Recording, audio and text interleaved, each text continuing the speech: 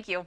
As warmer weather has us daydreaming about summer, it is time to nail down the summer camp plans. If you haven't done it already, you're going to want to hear this. Bethany Winston is here from Kidding Around Greenville to talk about it. It's crunch time, right? Yeah, I mean, like some of these camps are probably already full. So if you haven't started thinking about summer camp, you need to. Carve out some time in this day. I personally learned this the hard way. The camps fill up fast, so do that research early and get signed up right when registration opens. Camps aren't just for childcare, though. There's a lot of benefits. What do you love about camp? Yeah, well, I know one thing I love about it is, your kid wants to do some type of activity that involves a big price tag and a full commitment. Have them do camp first. Make sure they really like it before you sign up in the fall. Yeah, it kind of dips their toe into that activity before they've signed up for a whole semester of flag football. Exactly. A lot of educational and enrichment benefits in the camps, and it just makes, being busy, having the kids stay busy and have fun.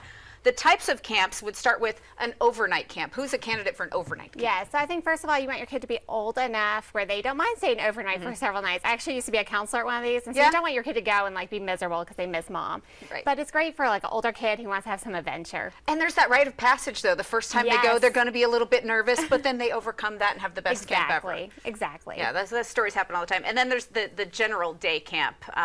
A good, reliable routine for the whole summer. What's a general day camp do for you? Yeah, so I like those. A lot of times, your preschools or the YMCA will offer these because you can send your kid to the same camp all summer, but they'll go on field trips and do different things during the weeks. So, it does break it up a little bit. Yeah, and then themed camps. This is the good one you're talking about. If your kid is kind of interested, maybe they want to try out something in art or in sports or in horses or something very specific, there's probably a camp for that? Oh yeah, there are camps for everything you can imagine, from cooking class to art to horseback riding, you name it, there's probably a camp for it. There you go. Send your kid to cooking camp and that would really knock out a bunch of good skills. Yeah, maybe they'll start making dinner. Yeah, or clean your room camp. That could be a thing. Someone needs to start that one. Okay, then we'll put that one on the list. But you're an advocate for camping in general.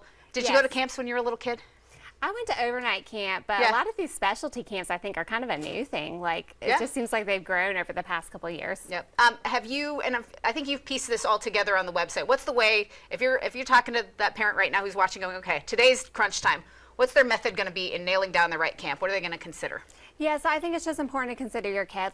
Will they enjoy being indoors all day, or are they kind of an outdoors kid? Because that's going to make a difference in which camp. How old are they?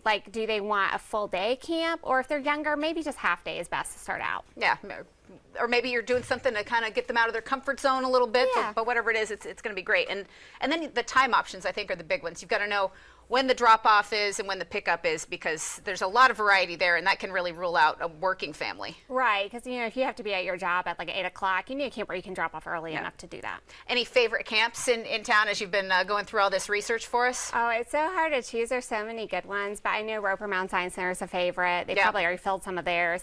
And then TCMU, YMCA. There's just so many good options, though. It's hard to even name a couple. Yeah, and I like that there are even camps that have counselor and training programs for those young teens that maybe can kind of start working at the camp and gaining those experiences that way.